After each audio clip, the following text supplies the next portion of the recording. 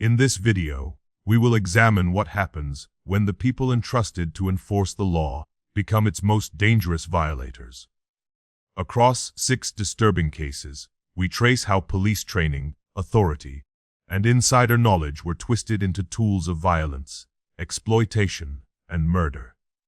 From serial predators who hid behind procedure, to officers who sold lives to organized crime, these stories expose a common thread when oversight fails. Power does not merely corrupt, it kills.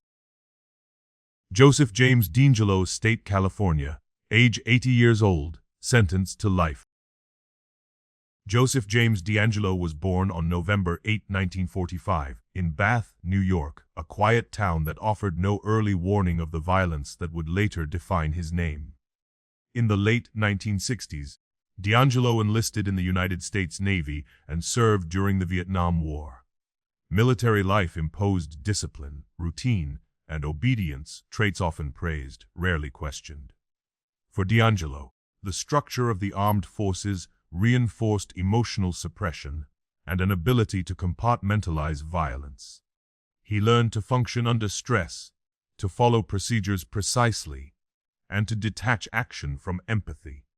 When he returned home, he carried those habits with him, blending seamlessly into civilian life while quietly refining the traits that would later help him evade capture. By 1973, DeAngelo had entered law enforcement, beginning his career as a police officer in California with the Exeter Police Department. He received formal training in patrol tactics, crime scene management, emergency response, and investigative procedure. This education placed him on the inside of the system designed to stop criminals like himself. The first warning signs emerged between 1974 and 1975 in Visalia, California.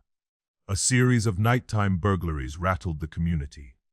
Homes were entered quietly, personal items moved or stolen, and signs of prolonged surveillance were left behind. The press dubbed the unknown offender the Visalia ransacker.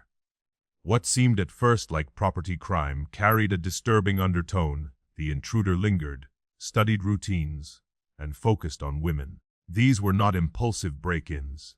They were rehearsals. DeAngelo was learning how neighborhoods slept.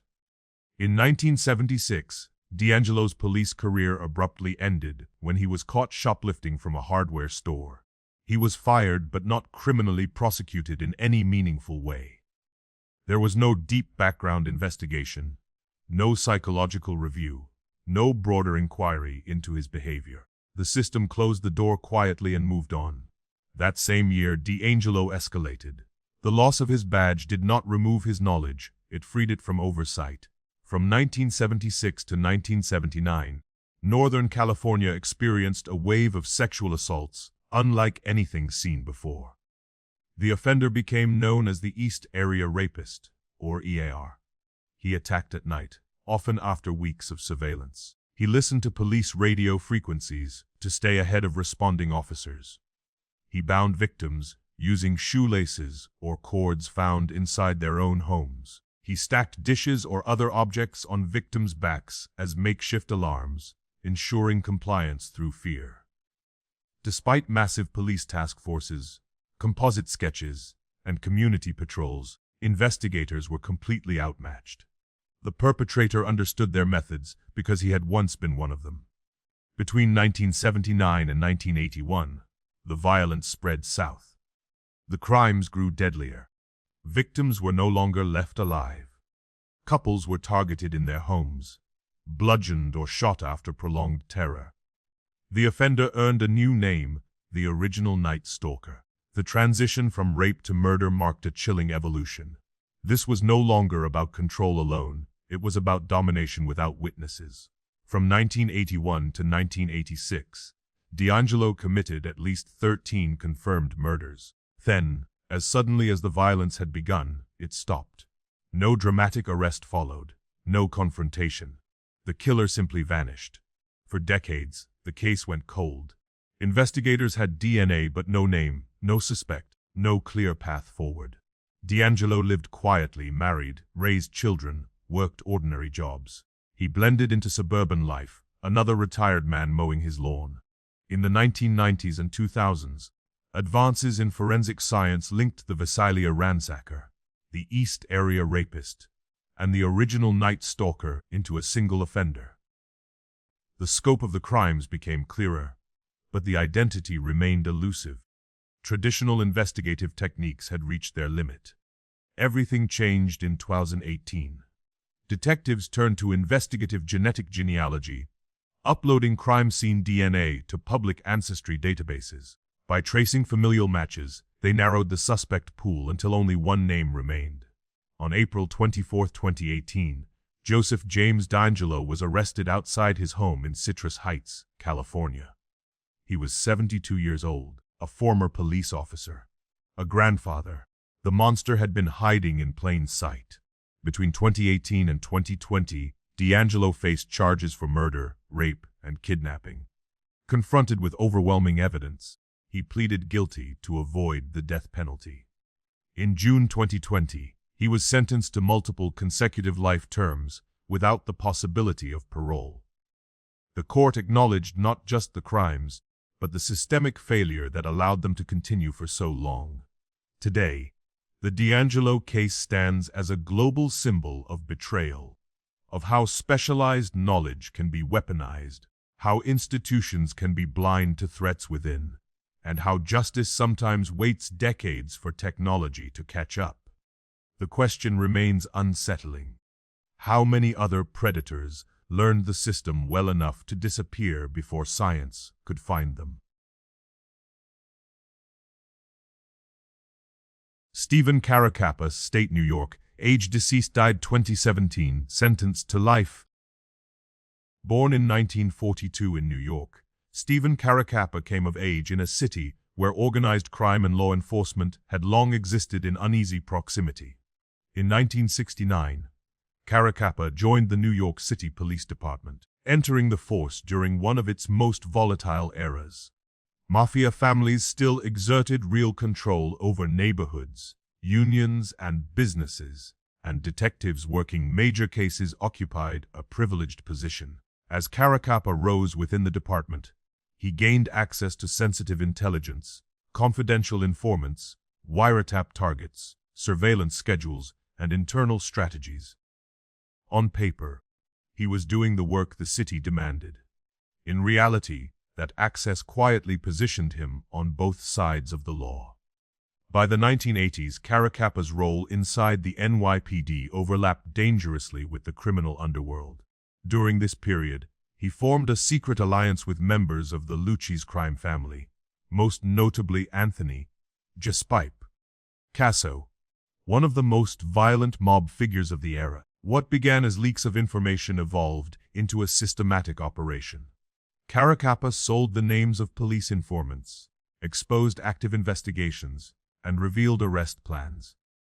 For the mafia, this intelligence meant survival. For those who trusted the police with their lives, it was a death sentence. The consequences were immediate and lethal. At least 8 murders have been directly tied to Caracappa's actions, either through his participation or his facilitation. Several victims were cooperating witnesses, people who believed the NYPD would protect them if they told the truth. Instead, their identities were handed to organized crime. They were abducted, interrogated, and executed. Throughout the late 1980s and early 1990s, Caracappa continued to operate with apparent impunity. Internal safeguards failed.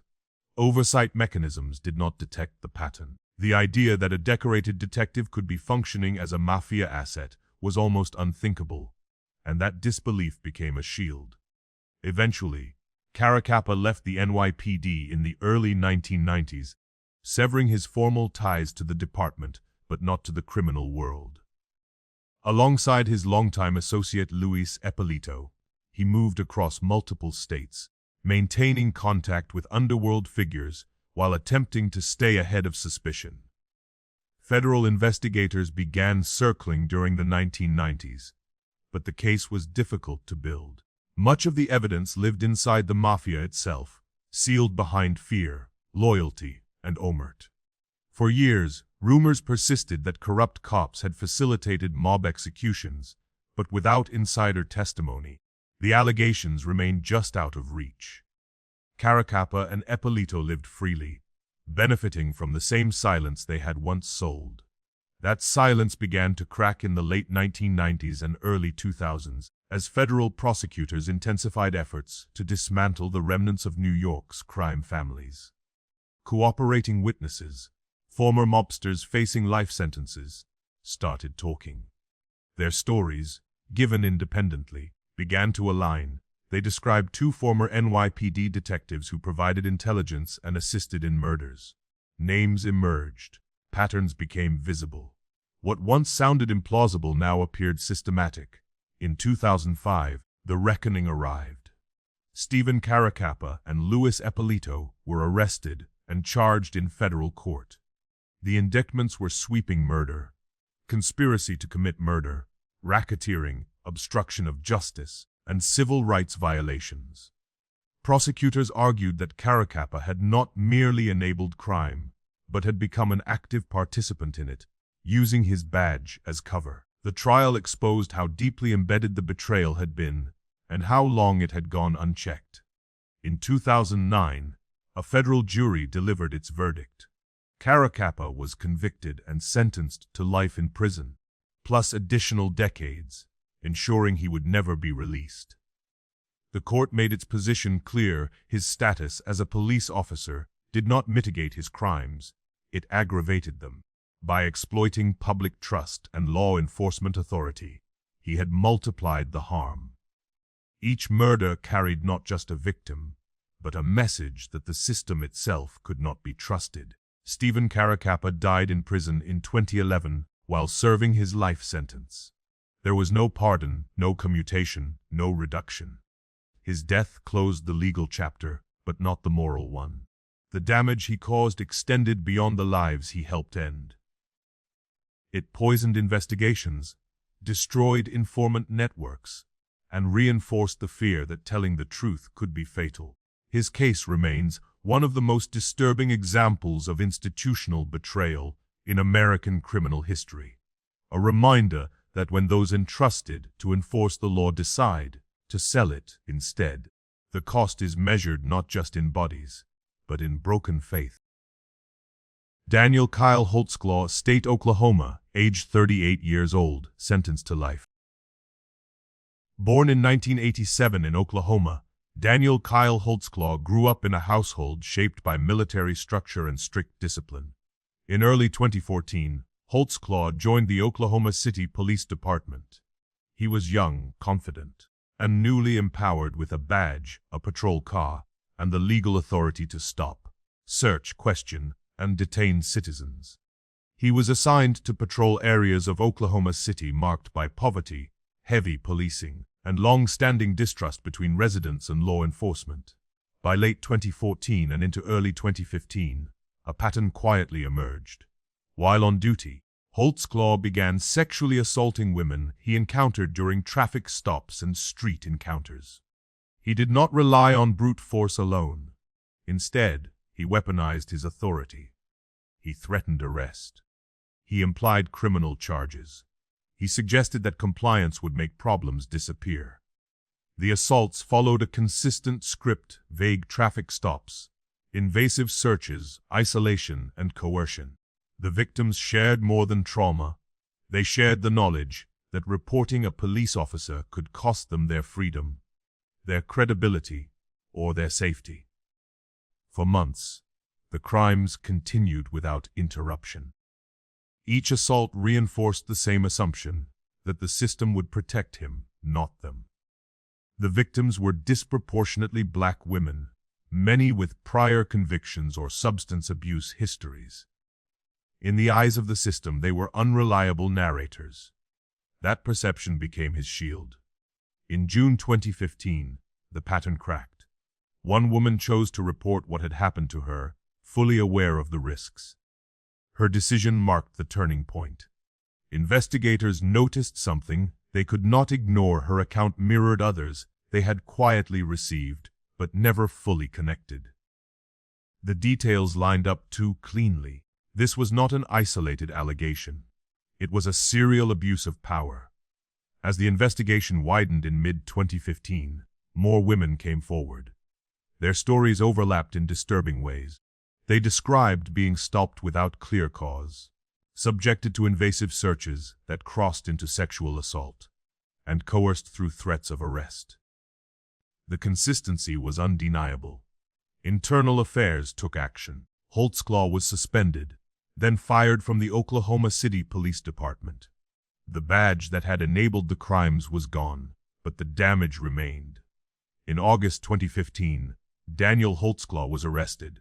Prosecutors filed a sweeping list of charges, including rape, sexual battery, and using his position as a police officer to force compliance. The arrest itself sent shockwaves through the city. A police officer accused by multiple women. Women the system had historically ignored, challenged deeply embedded assumptions about credibility, race, and power. The trial that followed in 2015 and 2016 became a national spectacle. The prosecution built its case not on a single accusation, but on a pattern. Multiple victims testified independently, describing nearly identical encounters. GPS data from Holtzclaw's patrol car placed him at the exact locations and times described by the women. Dispatch logs confirmed his presence. The evidence formed a timeline that was difficult to dismiss. This was not a case of conflicting stories. It was a map of repeated behavior. The defense attacked the credibility of the victims, pointing to criminal records and substance use, echoing the very biases that had kept the crimes hidden for so long. The courtroom became a battleground over whose voices mattered. The trial exposed broader issues that extended far beyond one officer, racial bias in policing, the routine dismissal of marginalized victims, and a culture that discourages reporting misconduct within law enforcement. In December 2015, the jury delivered its verdict. Holtzclaw was found guilty on 18 of the 36 counts against him. The court concluded that he had systematically abused his authority as a police officer to commit sexual crimes. This was not impulsive misconduct. It was deliberate, repeated, and enabled by the power of the badge. In January 2016, sentencing followed. Daniel Holtzclaw received 263 years in prison. The number was symbolic as much as punitive, a clear statement that he would never re-enter society. For the victims, it was validation long denied. For the justice system, it was an admission that the harm had been allowed to continue for far too long. After 2020, the case became a national reference point. It is cited in discussions about police misconduct, sexual violence, and systemic racism. More than a criminal case, it became a warning. Holtzclaw's crimes revealed how easily power can be misused when oversight fails, and how silence, forced by fear, can allow abuse to flourish.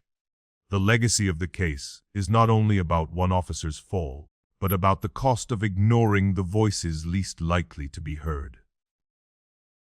Adam Coy, State, Ohio, age approximately 49 years old, sentenced to life. December 27, 2020 began as a routine call, the kind police departments classify as non-emergency. Adam Coy and another Columbus police officer were dispatched to a garage in a residential neighborhood. There was no report of violence in progress, no weapon mentioned, no immediate threat. Inside the garage stood Andre Hill, a black man holding a cell phone in his hand. Within seconds of approaching, Coy fired a single shot. Hill collapsed to the floor and died where he fell. The encounter was over almost as quickly as it began, leaving behind a body, unanswered questions, and a moment that would reverberate far beyond Columbus. What followed made the shooting impossible to ignore. Coy had not activated his body camera before making contact, despite department policy requiring it. Only after firing the fatal shot did the camera turn on, capturing the aftermath rather than the decision itself. The missing footage became as important as the bullet. In use of force cases, seconds matter. In this one, those seconds were undocumented, leaving the public to rely on inference instead of transparency. Columbus police later confirmed that Coy's failure to activate his camera violated department rules, compounding the gravity of the shooting. As news spread in the final days of 2020, the killing of Andre Hill ignited national outrage. The country was already raw from months of protests under the banner of Black Lives Matter, fueled by earlier police killings of unarmed black men. Hill's death fit an all-too-familiar pattern: an unarmed civilian, a rapid escalation, and a fatal outcome justified after the fact. Demonstrations erupted. Community leaders demanded accountability. Hill's family called for criminal charges, insisting that what happened was not a tragic mistake, but an unjustifiable act of lethal force. Within days, Adam Coy was fired from the Columbus Police Department. The termination was swift by institutional standards, an acknowledgement that procedures had been broken in ways the department could not defend. Officials confirmed that Coy violated policy on both body camera use and the application of deadly force. The firing marked a rare moment when administrative consequences came quickly, but for many, it was not enough.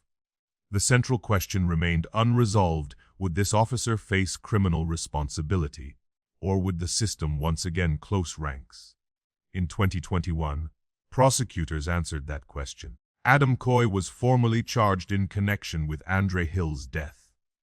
The state argued that Hill posed no immediate threat, that he was not armed, and that Coy had no legal justification to use deadly force. The charging decision itself was significant. Historically, officers involved in fatal shootings often avoid prosecution altogether.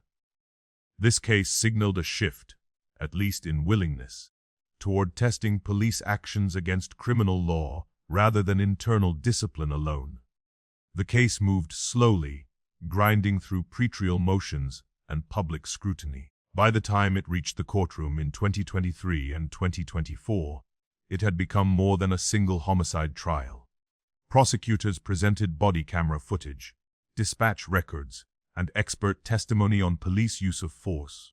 The absence of early camera footage was dissected in detail, with experts explaining how policy violations erode accountability and increase the risk of unnecessary violence. Witnesses emphasized that Andre Hill held only a phone, that no warning was clearly given, and that no imminent danger justified a split-second decision to shoot. The defense focused on perception and fear, arguing that Coy believed Hill posed a threat in a confined space. But the prosecution returned again and again to the same points: Hill was unarmed. There was no active aggression, and Coy failed to follow basic protocol. The jury was asked to consider not just what Coy claimed he felt, but what a reasonable officer should have done under the same circumstances. The trial forced a broader conversation into the courtroom about training discretion and how quickly authority can turn fatal when unchecked. In 2024, the verdict arrived. Adam Coy was convicted, and the sentence followed 15 years to life in prison. The court concluded that the shooting was unnecessary and outside the bounds of lawful policing. It was a rare outcome in cases involving on-duty officers and lethal force. For Andre Hill's family, it represented a measure of accountability long denied in similar cases. For law enforcement nationwide, it sent a clear message that violating policy and killing without justification could carry the same consequences as civilian crime.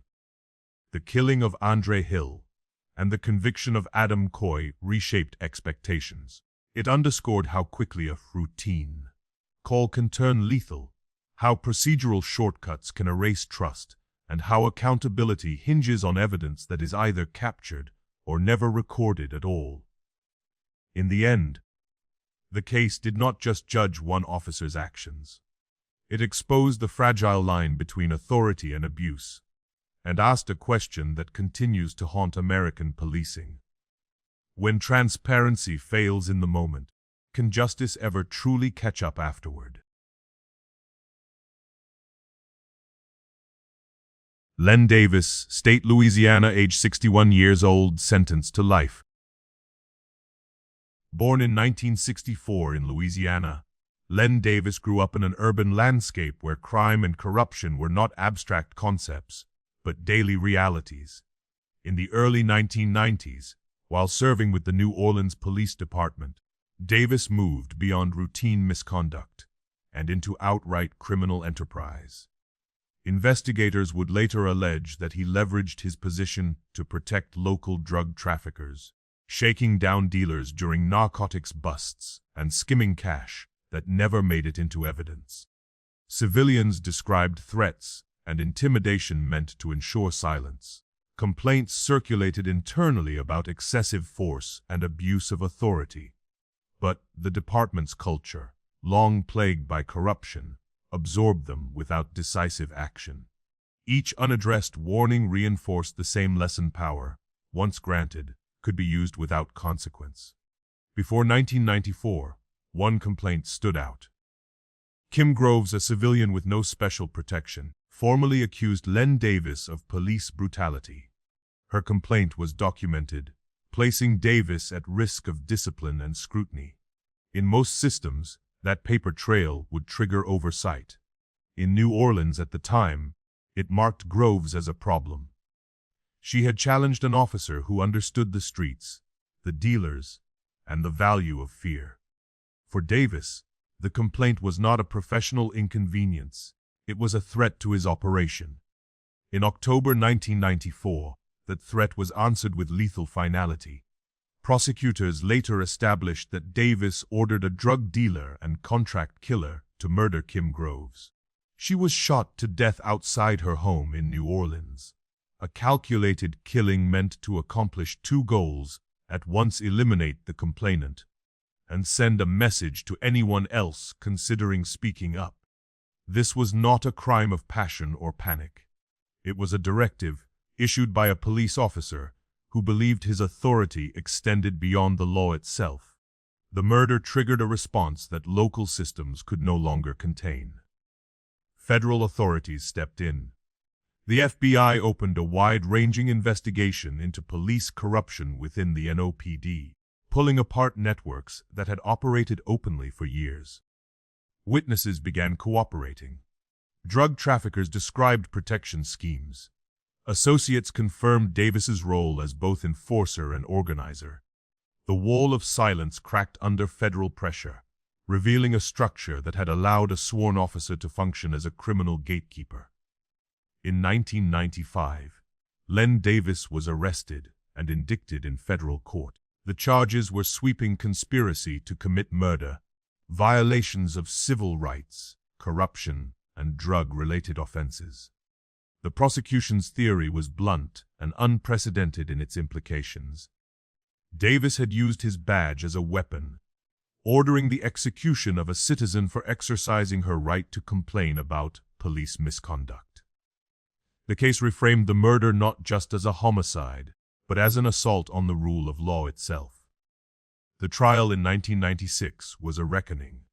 Jurors heard testimony detailing how Davis orchestrated the killing, how intermediaries carried out the order, and how fear kept witnesses silent until federal protections were in place. The evidence painted a picture of power unchecked and intentionally violent. When the verdict came down, it carried historic weight. Len Davis was sentenced to death in federal court, one of the rare instances in which a U.S. police officer received a capital sentence. The court emphasized that this was not merely corruption, it was an extreme abuse of authority that struck at the foundation of civil rights. Between 2005 and 2020, Davis lived under a death sentence, his name resurfacing in ethics training, legal scholarship, and true crime narratives. The case became shorthand for a chilling truth: when oversight fails, a single officer can terrorize an entire community. Kim Groves's name, once nearly erased, came to represent the cost of speaking out and the danger of systems that punish whistleblowers instead of abusers. In 2024, the legal trajectory shifted. President Joe Biden commuted Len Davis's death sentence to life imprisonment without the possibility of parole. The commutation did not question the verdict or suggest innocence. It reduced the punishment while leaving the conviction intact. For some, it reignited debate over capital punishment. For others, it was a procedural change that did nothing to soften the underlying horror of the crime. After 2024, Len Davis continued serving life in federal prison. The question his story leaves behind is not whether justice was eventually done, but how long it took, and how many voices were nearly lost before the system finally listened. These cases are not about isolated, bad apples, but about systems that allowed warning signs to be ignored, complaints to be buried, and trust to be weaponized.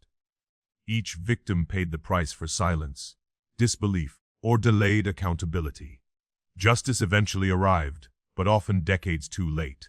As technology improves and scrutiny increases, one question remains unavoidable. If those sworn to protect can abuse power so completely, how strong does oversight truly need to be to stop it next time?